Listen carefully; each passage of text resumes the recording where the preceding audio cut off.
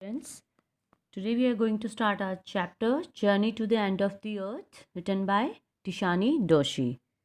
This chapter is a motofiction real life experience of our South Indian writer. She is a South Indian writer, Tishani Doshi. She talks about the global warming, climate change, deforestation, and all these which affect our Antarctica. She says that we are focusing in the end of the world, and she tells that she sails in a ship that is academic Skolsky. It is her vessel's name, ship's name, and how she covers her 100 hours journey. So let us start our chapter. Before we read, if you want to know more about the planets past, present and future, the Antarctica is the place to go. Bon voyage. Bon wish होता है एक wish करने का, जैसे हम wish करते हैं किसी को, like best of luck, like this. So bon voyage means she is wishing. So she says that if you want to know about the planets, किसी भी प्लैनेट के पास्ट प्रेजेंट एंड फ्यूचर के बारे में अगर हम जानना चाहें तो Antarctica is a place to go. Antarctica एक अच्छा प्लेस है. Clear? So let's start. Early this year I found myself abroad aboard a Russian research vessel, the academic Skolsky, heading towards the coldest, driest, windiest continent in the world, that is Antarctica. My journey began 1309 degrees north of the equator in Madras and involved crossing 9 time zones, 6 checkpoints, 3 bodies of water, and at least as many ecospheres. So, Tishani Doshi says that early this year, means the year when she wrote this, her expedition experience, she tells that she found herself in Russian research vessel. means उनके जो ship है जिसमें वो cell कर रही थी, अब उसके बारे में बता रही हैं. उसका नाम क्या था? That is Akademik Shokalskiy. उसमें वो कहाँ जा रही थी? कोल्डेस्ट, ड्राइएस्ट और विंडलीस्ट कॉन्टिनेंट पूरे वर्ल्ड का जो है वो कौन सा है? एंटार्क्टिका. सो राइटर कह रही हैं कि वो अपने शिप में बैठकर सबसे कोल्ड, ड्राई एंड विंडियस्ट कॉन्टिनेंट जो हमारे वर्ल्ड का है, एंटार्क्टिका की ओर जा रही थी. उनकी जर्नी स्टार्ट होती है 1309 डिग्री नॉर्थ ऑफ इक्वेटर से. इक्वेटर हमें पता है जो हमारे अर्थ का है, जो इक्वलेट करता है, बीच में है. ओके. सो वो कहती हैं, ये लैटीट्यूड बताती हैं कि 1309 डिग्री लैटीट्यूड से उन्होंने स्टार्ट की, और ये मद्रास में, साउथ इंडियन है वो, उन्होंने मद्रास से जर्नी स्टार्ट की. और इसमें क्या क्या इन्वॉल्व करता है? उन्होंने अब जर्नी, जब उन्होंने यात्रा अपनी की, एक्सपेडिशन की, तो उसमें क्या क्या उन्होंने फेस किया? 9 times zone. 9 time zone means हमें पता है हमारे जैसे अर्थ है, उसमें डिफरेंट कंट्रीज़ हैं, उनके अलग अलग टाइम जोन्स होते हैं.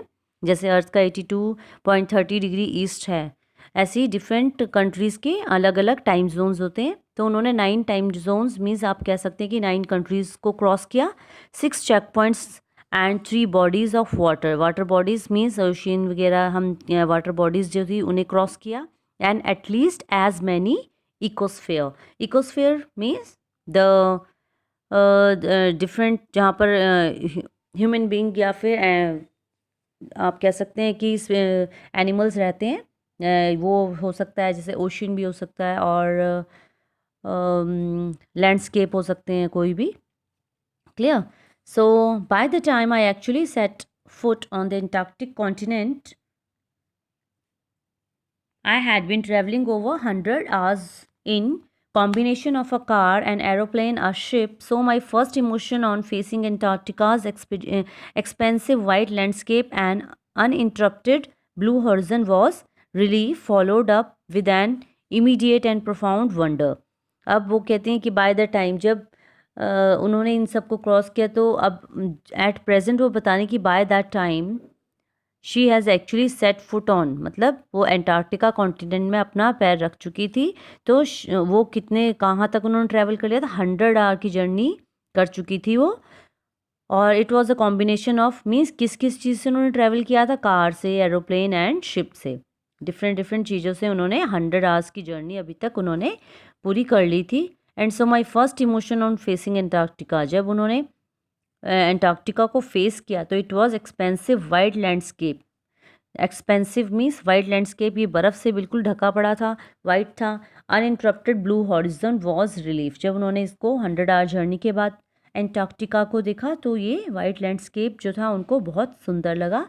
And it was blue horizon, it was a relief. उन्हें बहुत सुकून मिला जब उन्होंने अपनी जर्नी को कंप्लीट किया। मीन्स वो एंटार्क्टिका में अपनी 100 आवर्स की जर्नी को, वॉयज को कंप्लीट करके वहाँ पहुँच गई। एंड हॉरिजॉन होता है the land and sky meet होने का, जो हमें लगता है अपीयर होते हैं जहाँ पर, मतलब एक्चुअल में मीट नहीं होते लेकिन ऐसे दिखता है कि आसमान और जो स्काई एंड जो लैंड है वो मिल रहे हैं, दोनों जुड़ रहे हैं, ऐसा हमें दूर से प्रतीत होता है। Okay, so followed up with an immediate and profound wonder. So it was just a wonder for her, बहुत सरप्राइज की बात थी। Wonder at its immensely its isolation, but mainly at how there could ever have been a time when India and Antarctica were part of the same landmass. Or this was the place, the isolation, where mainly how there could ever have been a time कि वहाँ पर एक ऐसा time हो सकता है van India and Antarctica जो थे देवर पार्ट, मीन्स पहले की बात बता रहे हैं कि इंडिया और अंटार्कटिका जो थे एक लैंड मास के पार्ट थे, लेकिन धीरे धीरे क्लाइमेट चेंज की वजह से क्या हुआ, जब क्लाइमेट चेंजेस हुए इसमें और जो ये थे डायनासोर्स वगैरह ये सब अपीयर वाइप आउट हो गए, तो ये सब क्लाइमेट चेंज की वजह से ये अलग हो गए थे। अदरवाइज पहले अंटार्कटिका और इंडिया ये सब एक ही लैंड मास के हिस्से थे, टूटे नहीं थे, बट उसके बाद ये अलग हो गए थे। अब इसके बाद हम पार्ट ऑफ हिस्ट्री के बारे में बात करेंगे। मीन्स अंटार्कटिका की हिस्ट्री क्या है, क्लियर, मीन्स ये कैसे अलग हो गए थे उसके बारे में हम पढ़ेंगे इस पैराग्राफ में। 650 million years ago, a giant amalgamated southern supercontinent Gondwana did indeed exist, centered roughly around the present day अब Antarctica. सो 50 मिलियन ईयर्स मीन्स जैसे 10 लाख की बात करते हैं, 1 मिलियन 10 लाख होते हैं, तो 50 मिलियन ईयर्स अगो मीन्स इन्होंने हमने देखा कि 650 million years ago a giant जो था एक बहुत बड़ा सुपर कॉन्टिनेंट था, उसका नाम क्या था, गोंदवाना था। तो उस गोंदवाना में ही सेंटर में एग्जिस्ट करता था जो प्रेजेंट डे का हमारा एंटार्क्टिका है। सो गोंदवाना एक सुपर कॉन्टिनेंट था जिसके अंदर ये सारे के सारे कॉन्टिनेंट एक साथ थे, मतलब ये अलग नहीं थे, सेपरेट नहीं थे। उसी का एक हिस्सा क्या था, एंटार्क्टिका भी था। Things were quite different then, and humans hadn't arrived on the global scene, and the climate was much warmer, hosting a huge variety of flora and fauna. And that time the things these were quite different. उस time की चीज़ें बहुत अलग थी।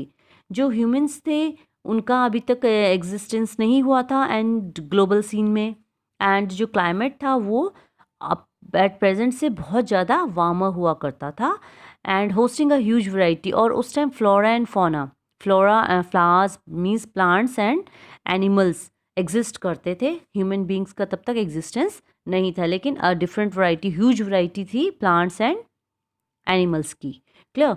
सो for 500 million years Gondwana thrived, but around the time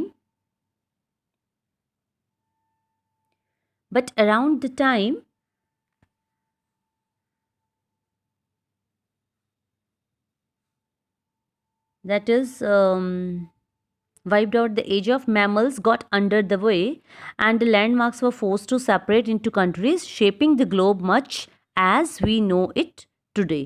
So बताते हैं कि 500 million अगो क्या था, गोंदवाना जो था वो टूट गया फिर। ओके, मीन्स पहले तो एक ही था सब कॉन्टिनेंट, लेकिन क्लाइमेट चेंज की वजह से, इतना हॉट टेम्परेचर की वजह से ये कहते हैं कि ये टूट गया, थ्राइव हो गया, टूट गया। और around time the time when dinosaurs जो थे, जो हुआ करते थे हमें पता है पहले, सो वो भी क्या हो गए, गायब हो गए, वाइप आउट हो गए, मीन्स वो भी विलुप्त हो गए। एंड एज ऑफ मैमल्स, जो मैमल्स थे पहले, इतने सारे डिफरेंट एनिमल्स से मैमल्स होते हैं जिन्हें हम स्तनधारी भी कहते हैं, like human beings also, but ये जो एनिमल्स थे, मैमल्स थे, वो भी क्या हो गए, वो भी गायब हो गए, और लैंडमार्क्स जो थे, अब लैंडमार्क्स जो भी थे different, they were force to separate into countries. अब ये क्लाइमेट चेंज की वजह से जो डिफरेंट डिफरेंट लैंडमार्क्स थे जो एक ही थे वो धीरे धीरे टूट गए, shaping into globe much as we know it today. Means different different हिस्सों में ये टूट कर सेपरेट हो गए। Clear? To visit Antarctica now is to be a part of that history, to get a grasp of where we have come from and where we could possibly be heading. अब टिशानी जोशी कहती हैं कि Antarctica को visit करना, it is a part of that history to get a grasp of, means इसके बारे में एक जो ग्रास्पिंग करना, उसके बारे में जानने के लिए we have come from and where we could possibly be heading. अब वो कहते हैं कि इसको जानने के लिए हमने इसे विजिट किया कि हम कहाँ को जा रहे हैं और हम इसको क्या कर रहे हैं। It's to understand the significance of cordilleran folds. Cordilleran folds हैं जो हमारे इससे पहले के जो फोल्ड्स थे इसके, और प्री कैम्ब्रियन मीन्स जो रॉक्स थी, ग्रेनाइट शील्ड्स, इन सब के बारे में वो कहते हैं कि इसको विजिट करने का हमारा जो पर्पस था वो क्या था, इन सब की सिग्निफिकेंस को अंडरस्टैंड करना। कॉर्डिलियन फोल्ड्स हैं, ये हमारे अर्थ के हिस्से हैं। प्री कैम्ब्रियन जो रॉक्स के बारे में, ग्रेनाइट शील्ड्स हैं, ozone and carbon, evolution, extinctions. तो ये जो अलग अलग इवोल्यूशंस हुई, जो नई नई जीव उत्पत्ति हुई, नई नई जो जीव हुए वो कैसे हुए, इवेल्युएट हुए, एंड उनकी एक्सटिंक्शन कैसे हुई, मीन्स जैसे हमारे डायनासोर्स थे वो कैसे विलुप्त हो गए। तो इन सब के बारे में जानने की जो क्यूरियोसिटी थी, नरेटर बताती हैं, राइटर जोशी बताती हैं कि इसको विजिट करने का मेरा पर्पस यही था। क्लियर?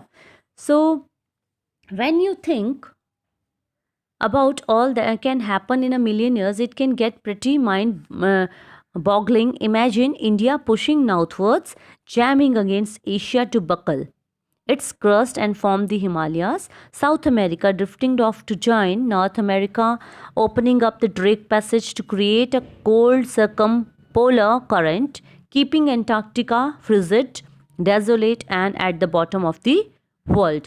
तो अब नरेटर जो जोशी बताती हैं कि जब भी हम इसके बारे में अगर सोचते हैं, it can happen in a million years. So ये सब चीज़ें it can happen in million years, जिन चीज़ों के बारे में हम ये सोच रहे हैं। And she says that it can get pretty mind boggling. Mind boggling होता है जैसे अनबिलीवेबल, मतलब जिस चीज़ को हम यकीन ही नहीं कर सकते, अनबिलीवेबल थिंग्स होती हैं वो हैपन हो जाती हैं अर्थ के अंदर। इंडिया, अब सब वो कह रहे हैं कि इंडिया पुशिंग नॉर्थवर्ड मीन्स जब पहले सब सेम थे, लेकिन हमने बताया कि क्लाइमेट चेंज की वजह से जो हमारा सब कॉन्टिनेंट गोंदवाना था वो अलग अलग हिस्सों में टूट गया। तो India is pushing northward, jamming against Asia. अब इंडिया जो है किस तरफ को पुश होने लगा, नॉर्थ वर्ड्स की तरफ, नॉर्थ वर्ड्स वो पुश होने लगा, एंड जैमिंग अगेंस्ट मतलब किस तरफ को टकरा रहा है, अब एशिया की तरफ टकरा रहा था। एंड बक्कल, इट्स बकलिंग होता है फोल्ड होना, इट्स क्रस्ट, और उस और को ये पुश होने लगा और ये अपने क्रस्ट जो थी उसको फोल्ड करने लगा, मतलब ऊपर की ओर उठने लग गया। Clear? And north America and opening the Drake passage, अब जो बीच में जो था अब ड्रेक पैसेज एक रास्ता बन गया। जब ये सब अलग हो गए तो एंटार्क्टिका का जो था उससे ये सब अलग हो गए और बीच में एक पैसेज, एक रास्ता बन गया जिसे हम ड्रेक पैसेज के नाम से जानते हैं। And to create a cold circumpolar polar current, और इसकी वजह से एक जो था सरकम पोलर करंट हो गया। ठीक है, कोल्ड एक ऐसा ठंडा प्लेस बन गया, करंट जिसे हम बोलते हैं सरकम पोलर करंट बोलते हैं। कीपिंग अंटार्क्टिका फ्रिजिड, और अंटार्क्टिका सबसे जो आइसोलेट हो गया और ये एक फ्रिजिड और डेजोलेट, एक अलग सा प्लेस हो गया at the bottom of the world. Means ये सब जो थे कंट्रीज़ और ये सब कॉन्टिनेंट्स वो अलग हो गए, और एंटार्क्टिका जो था वो एक अलग ही फ्रिजिड, ठंडा, डेजोलेट अलग, and bottom of the world मतलब पूरी दुनिया के बॉटम में ये एक अलग से ठंडा प्लेस अलग से रह गया, बाकी सब अलग हो गए टूट टूट के। Clear? For a sun worshipping South Indian like myself, 2 weeks in a place where place where 90% of the Earth's total ice volumes are stored is chilling prospect, not just for circulatory and metabolic functions but also for the imagination. अब as we all know that Tishani Doshi एक south Indian writer हैं, she is from Madras. सो वो कहते हैं कि मेरे जैसे जो सन वर्शिपिंग हूँ मैं, साउथ इंडियन पीपल सन को वर्शिप करते हैं. तो शी सेज कि ऐसे पर्सन के लिए जो एक सन वर्शिपिंग पर्सन है, साउथ इंडियन है, उसके लिए 2 दिन तक सन को 2 वीक्स तक एक प्लेस में रहना जो 90% ऑफ अर्थ जो है टोटल आइस से ही ढका हुआ है, जो बिल्कुल ठंडा है, जहाँ पर सन नज़र ही नहीं आता है. So it is very difficult but also for the imagination. सोच के भी उस चीज़ को क्या लग रहा है, बहुत ज़्यादा वंडर सरप्राइज फील हो रहा है उन्हें. It's like walking into a giant ping pong ball. और जब वो अंटार्कटिक ओशन में जब जा रही थी तो उन्हें ऐसा लगा जैसे एक पिंग पोंग बॉल होती है, फिनिश बॉल, उस पर वो जा रही हैं. सो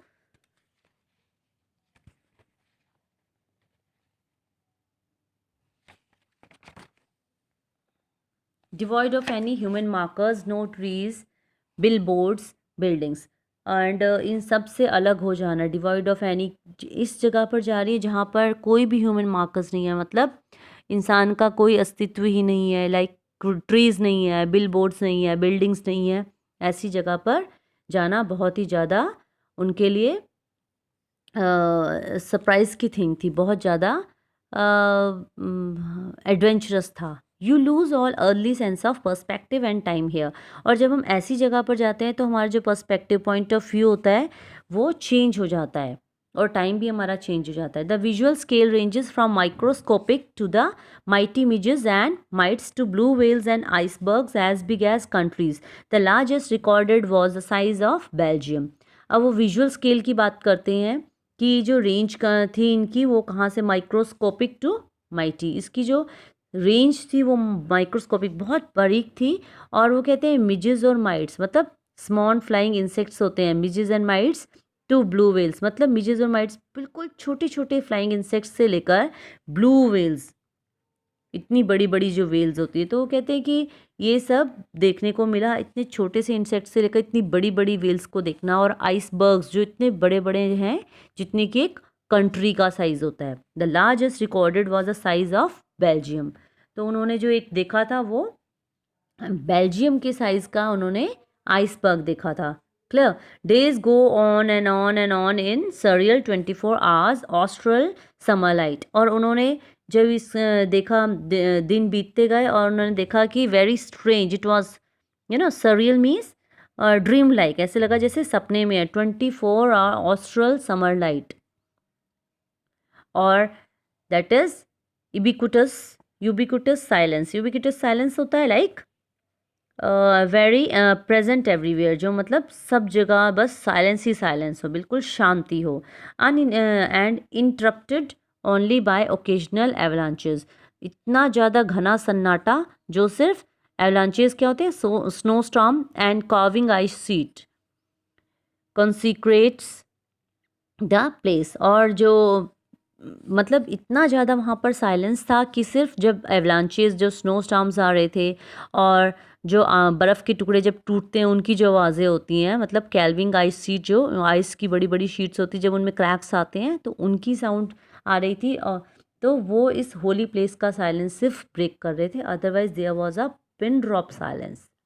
It's an immersion that will force you to place yourself in the context of the Earth's geological history, and for humans and prognosis isn't good. So here Doshi says that it's an immersion. Immersion is that situation that we imagine that it will force us to place ourselves in the context of the Earth's geological history. अर्थ की जो geological उसके जो भौतिक history के बारे में बात करें तो वो उसे जानने में हमें बहुत मदद करती है, हमें फोर्स करती है, that force us. And for humans and progenies that it says that कि हम ह्यूमंस के लिए भी ये it's very good, isn't it. So she feels very happy for telling this. So today we are stopping here. We'll continue about the human impact in our next lecture.